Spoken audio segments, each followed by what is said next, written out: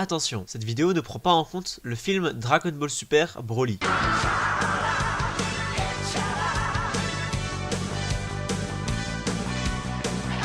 Bonjour à tous, c'est Majin Piccolo. Aujourd'hui on se retrouve pour une nouvelle vidéo dans laquelle je vais parler des Saiyajin. C'est une nouvelle série de vidéos sur la chaîne dans laquelle je vais expliquer des éléments de Dragon Ball aux personnes qui ne le connaissent pas et qui pourraient peut-être regarder les épisodes. Normalement, les deux prochaines vidéos seront aussi des introductions à Dragon Ball. Donc si vous connaissez déjà Dragon Ball par cœur, désolé. Les Saiyans sont à la base une race fière, sauvage et sanguinaire, dirigée par la dynastie Vegeta, comme les rois en France, c'est-à-dire qu'ils ont tous le même nom. Vivant sur la planète Vegeta, c'est comme si la France s'appelait Louis, ça n'a aucun sens. Ce qui est canon, c'est-à-dire ce qui a réellement existé, sur eux, c'est qu'ils ont été abordés par Freezer et qu'ils se sont finalement pliés à ses ordres, comme le montre le deuxième trailer du film Dragon Ball Super Broly. À partir de ce moment-là, ils envoyaient des escadrons de plusieurs Saiyans adultes sur de puissantes planètes et des bébés sur les planètes faibles comme 4032 vers 867. D'ailleurs, même si son nom ne vous dit rien, je suis sûr que vous la connaissez bien. Les planètes étaient ensuite revendues ou devenaient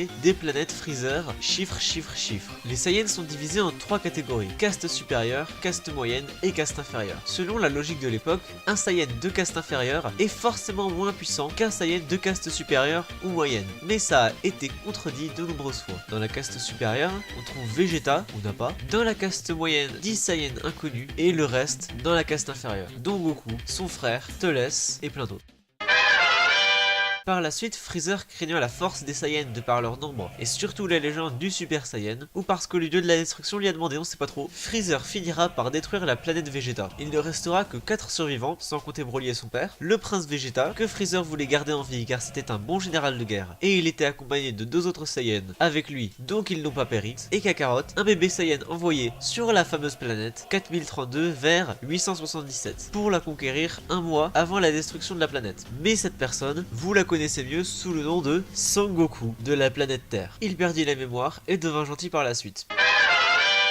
Les Saiyans ont un type de force très spécial. Quand ils combattent, leur force accroît naturellement, et de façon très rapide. De plus, je l'ai déjà dit dans plusieurs vidéos, mais quand même, il existe un processus nommé Zenkai qui est un boost de puissance que subit un Saiyan après avoir frôlé la mort. Les Saiyans peuvent se transformer. Nous n'allons pas parler ici des Super Saiyans car je n'en ai déjà parlé, mais bien des Ozaru ou singes géants. Un Saiyan se transforme en Ozaru quand il regarde la pleine lune. Ça peut être une lune de n'importe quelle planète. S'il a une queue qui, si elle est neutralisée, réduit la puissance du Saiyan à 0. Il se métamorphose alors en singe géant qui détruit tout sur son passage. Goku, lui, ne maîtrise pas ces transformations, mais Vegeta, ou même Bardock, le père de Goku, la maîtrise parfaitement. Et contrairement à ce qu'on pourrait penser, un Saiyan n'est pas ralenti par la transformation en Ozaru. Je vais également parler des Saiyans de l'univers 6, univers parallèle à l'univers 7. Les Saiyans de l'univers 6 ne sont pas très différents des Saiyans de l'univers 7 en soi. Ils n'ont pas de queue, ils ne peuvent donc pas se transformer en Ozaru, et ils vivent sur la planète Sadala, donc on peut penser que leur roi s'appelle Sadala, ou pas. On ne sait quasiment rien de plus, si ce n'est que le taux de mort infantile sur Sadala doit être très élevé puisqu'il n'y a qu'un seul adulte sur la planète, ce qui fait très peur, mais bref.